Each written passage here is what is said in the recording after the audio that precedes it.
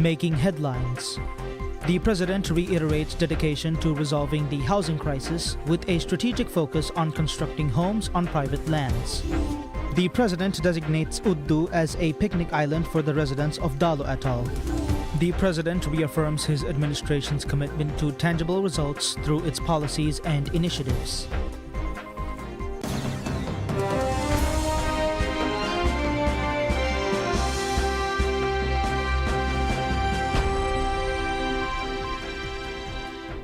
Bismillahirrahmanirrahim. Assalamu alaikum and welcome to PSM News in English with me, Minha Maroof.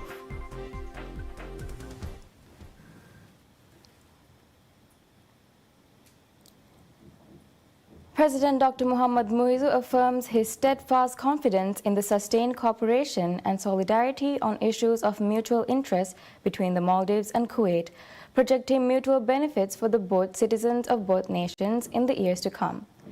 In commemorative letters sent to Kuwaiti leaders on the occasion of Kuwaiti's National Day and Liberation Day, President articulated his optimistic perspective. Kuwait observes its National Day on the 25th of February and its Liberation Day on the 26th of February.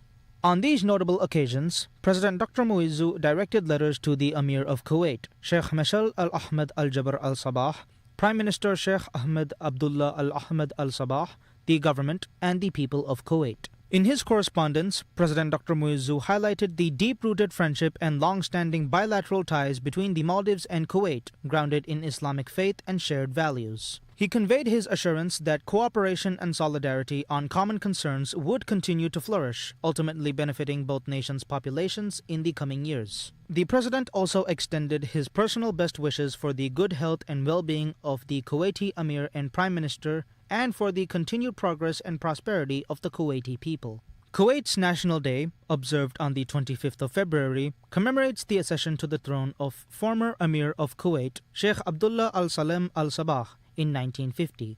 Kuwait's Liberation Day, marked on the 26th of February, celebrates the nation's reigning of independence in 1991.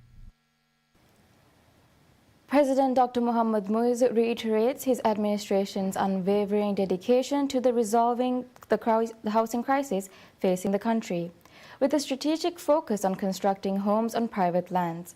He said that as a part of a comprehensive national initiative to President Dr. Muizzu addressed the residents of Midu, highlighting that housing projects will be implemented nationwide with a focus on constructing units on private lands. He highlighted that resolving housing issues is the administration's primary focus and outlined plans for 200 housing units in Midu, which include homes on private lands. He noted that the project will feature 3-bedroom apartments that can be converted into 3-bedroom houses if desired. Residents stated that allocations of the 200 housing units will first be made to private land buildings, with the remainder constructed in a designated area. He added that the government is actively seeking contractors to realize this vision, with solicitations announced for 57 islands. Regarding recent issues with the medicine availability, President announced that all medicines listed on the Maldives Food and Drug Authority Essential Medicine List will be available at State Trading Organization pharmacies from 15th of March. President Dr. Muizzu assured residents allocated land from the reclaimed area of Gulifalu that they would receive their land registries within the next 2 months, except those affected by the Male Tilafushi Bridge works. He announced that reclamation of 150 hectares in Uturu Tilafalu would commence this year, targeting completion next year to resolve land issues for Malay residents. During the visit, President met with the members of the Midu Island Council, the WDC, and heads of local institutions to discuss the island's development needs. Topics discussed at the meeting included housing, waste management, harbor congestion, and the absence of a beach area post-land reclamation. The President also highlighted a key moment of the visit as the inauguration of the new extension wing of the Midu Health Center, which he toured following the opening. The President's visit also saw the construction of Midu's roads contracted to the Road Development Corporation. President Dr. Mohammad Muizzu designates Uddu as a picnic island for the residents of Dalu Atoll. The announcement was made during the president's ongoing tour, effectively transforming Uddu into a designated leisure destination for the local community.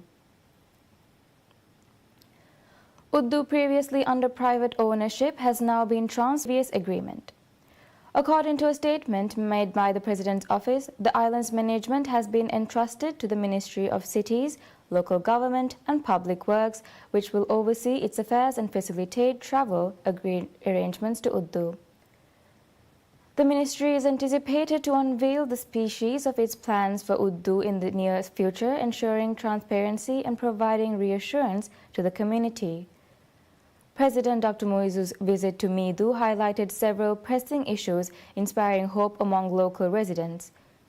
He promised comprehensive solutions to the island's housing challenges throughout his tenure. He pledged that the Raja Transport Link RTL ferry system will be by the end of 2020, delivering commitment to the residents of Meedu, assuring them of space by the local school. President Dr. In a significant development for the residents of Rimbundu, Dalu Atoll, President Dr. Muhammad Muizu reaffirmed his administration's commitment to tangible results through its policies and initiatives. During his visit, President Dr. Muizu underscored the importance of direct engagement with island communities. President Dr. Muhammad Muizu addressed the residents of Rimbundu, Dalu Atoll, highlighting the administration's results-oriented policies aimed at delivering measurable outcomes. He assured the community that their wishes would be fulfilled through these initiatives. One of the key announcements was the construction of 6 additional classrooms, a computer lab, and a library at the island's school.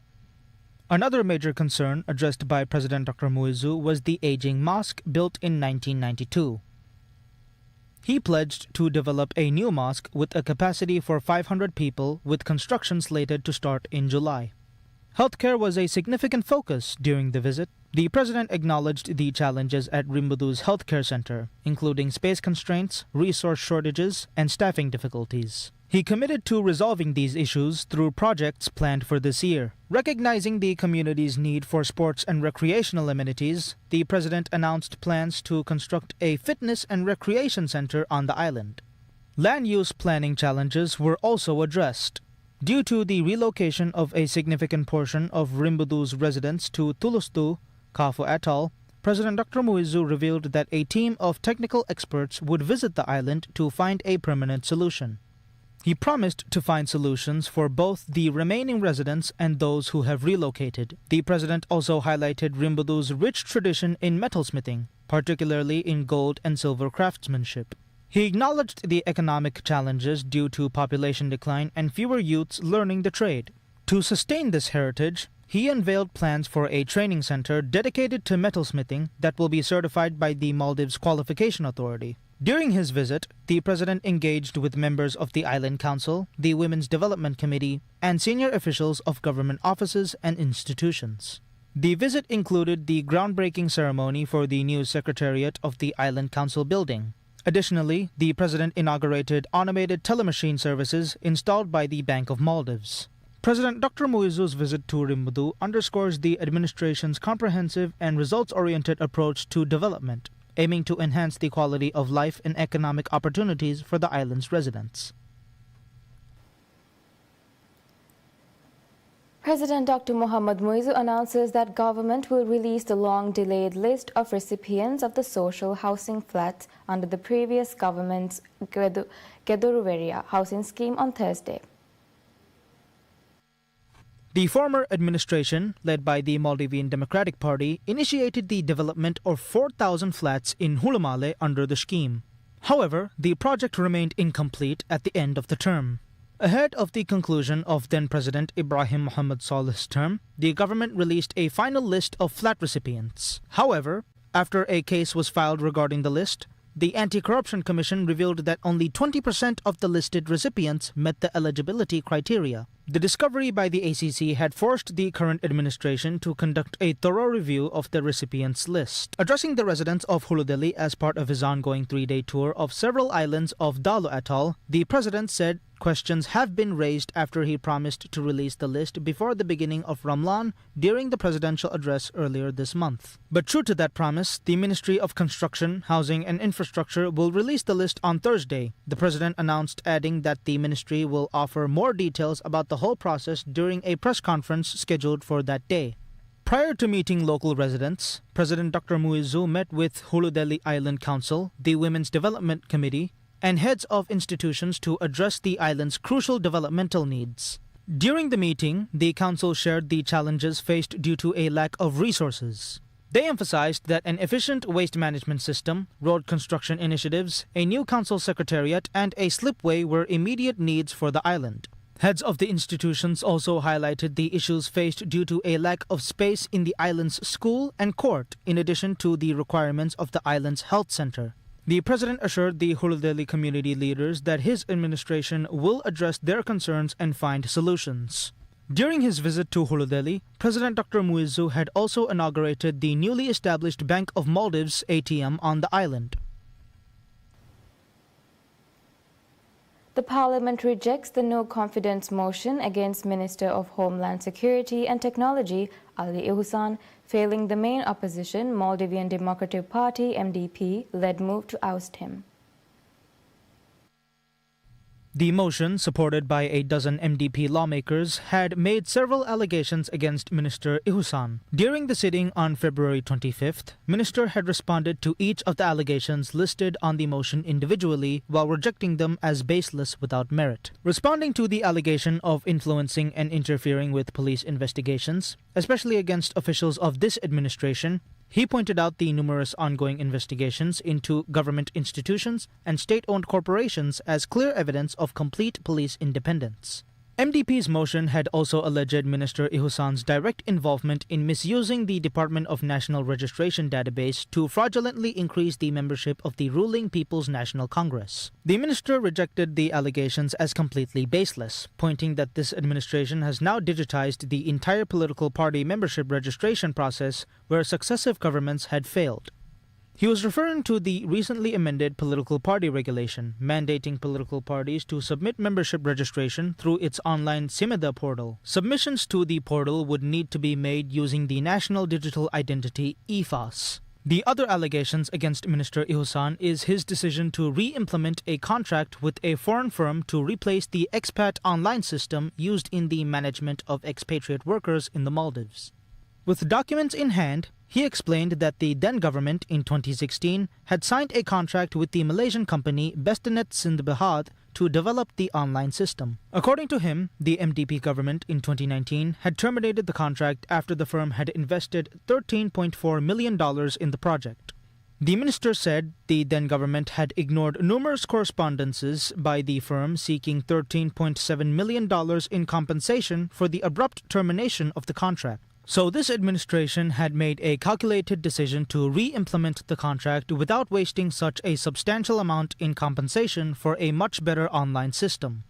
Additionally, the minister highlighted that the current government's agreement with the Malaysian company is expected to generate $58.6 million, a substantial increase from the $39 million previously received from the expat online system. The parliament later rejected the no-confidence motion with 64 lawmakers voting in favor of Minister Ihsan with only 11 against. Justice, to human dignity and to the principles of the UN Charter. Abdullah Khalil, delivering the national statement at the high-level segment of the 58th session of the Human Rights Council for over 15 months. The minister, while welcoming last month's ceasefire agreement, insisted that it was not a lasting solution. He called upon the international community to do more than rebuild what was destroyed, reaffirming the commitment to fulfilling Maldives' international obligations and advancing the pursuit to promote and protect human rights. The minister reflected on Maldives' achievements as a member of the Human Rights Council, particularly the establishment of a voluntary trust fund for LDCs and SIDS, and the international recognition of the right to a clean, healthy, and sustainable environment. He cited these achievements as a testament to Maldives' commitment to enhancing inclusivity in the Council's work. Furthermore, the minister emphasized that the promotion and protection of human rights is a key priority of President Dr. Mohamed Muizzu's administration, as evidenced by commitments and actions across a diverse range of sectors. In particular, the minister highlighted the importance placed by the government on addressing pertinent social issues such as gender equality and women's empowerment, disability inclusiveness, providing adequate housing, and addressing vulnerability to the adverse impacts of climate change. The Maldives is a member of the Human Rights Council for the 2023 to 2025 term and actively engages in the council. Minister of Fisheries and Ocean Resources Ahmed Shyam says that the new fishermen membership register will offer much-needed social protection for local fishermen. Speaking to PSM News, Minister Shyam, who is part of the delegation accompanying President Dr. Mohamed Muizzu on his tour of several islands of Dalu Atoll, said the compilation of the National Fishermen Register is nearing completion. He urged all local fishermen to seize this opportunity as the register will open up a whole lot of benefits for them. The minister pointed out that the fishermen are currently ineligible for most financial products offered by financial institutions as their income lacks official verification. However, he assured that the government will put in every effort to afford the same opportunities for local fishermen as most white-collar sectors. The government has launched several efforts to address the long-standing concerns of local fishermen. President Dr. Muizzu recently revealed his wish to see fishermen receive Ramadan allowance similar to other sectors. He assured fishermen that this administration will work towards making it a reality.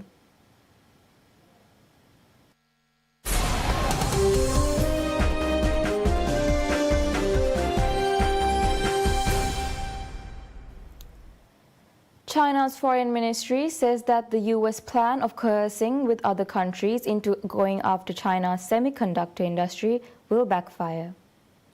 Such actions by the United States will hinder development of the global semiconductor industry, said Foreign Ministry spokesperson Lin Jian at a regular press briefing when asked about the White House's plan to toughen semiconductor restrictions on China. U.S. officials recently met with their Japanese and Dutch counterparts about restricting Tokyo Electron and ASML engineers from maintaining semiconductor gear in China, in a bid to expand efforts to limit Beijing's technical prowess, Bloomberg News reported on February 24th. Some Trump officials also aim to further restrict the quantity and types of NVIDIA chips that can be exported to China without a license, the report said, citing people familiar with the matter.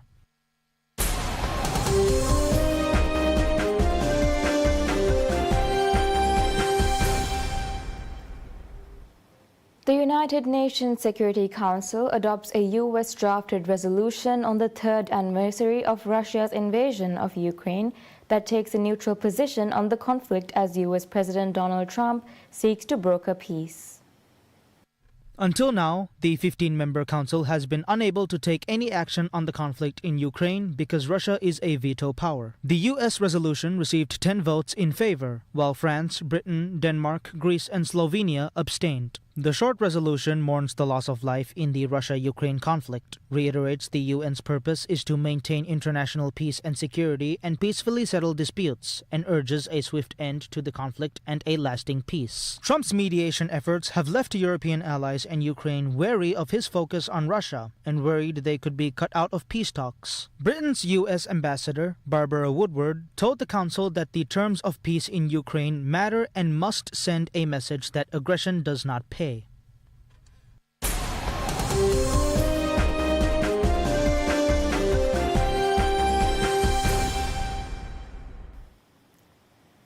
Manchester United says the club will cut around 150 to 200 more jobs as part of an overhaul to return to profitability after 5 years of losses.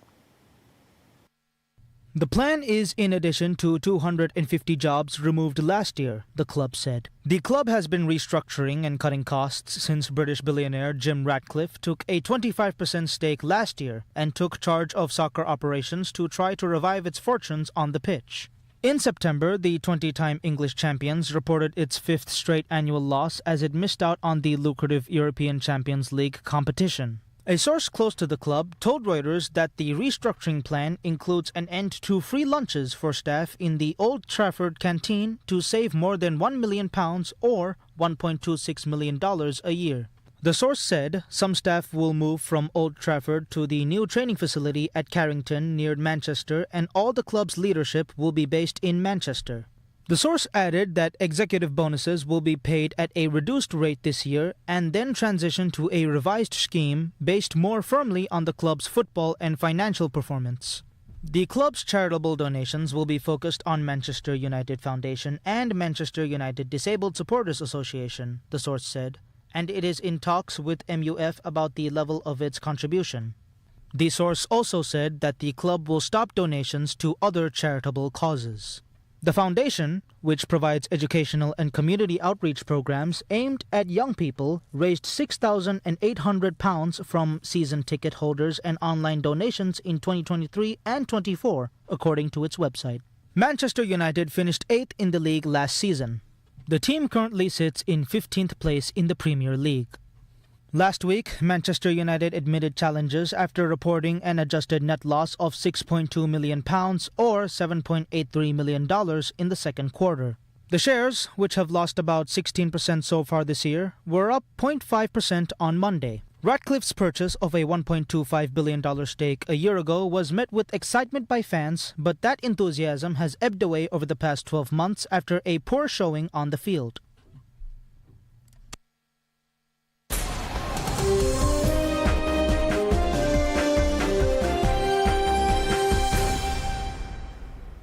Hikers take advantage of freezing winter weather to get a rare glimpse inside short-lived and potentially lethal ice caves that appeared on the Morterasch Glacier in eastern Switzerland. Torrential meltwater from the glacier carves out the tunnels as it surges out under the ice. The cavities are enlarged further by warm air currents flowing into the gap. Hey, it's the first time I'm here. Yeah.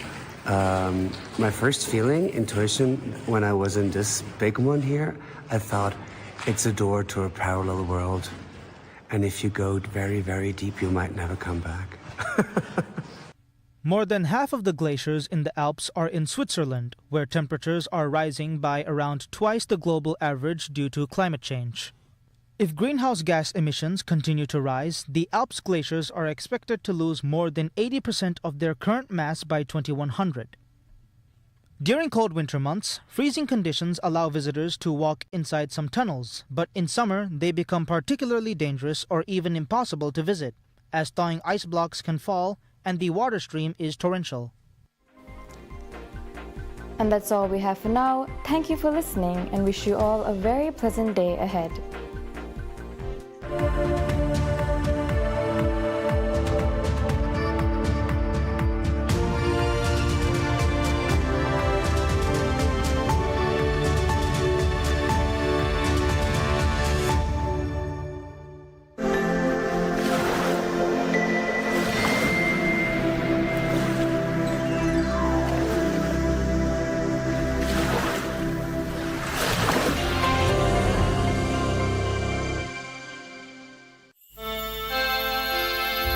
नफ्स है लवाला देश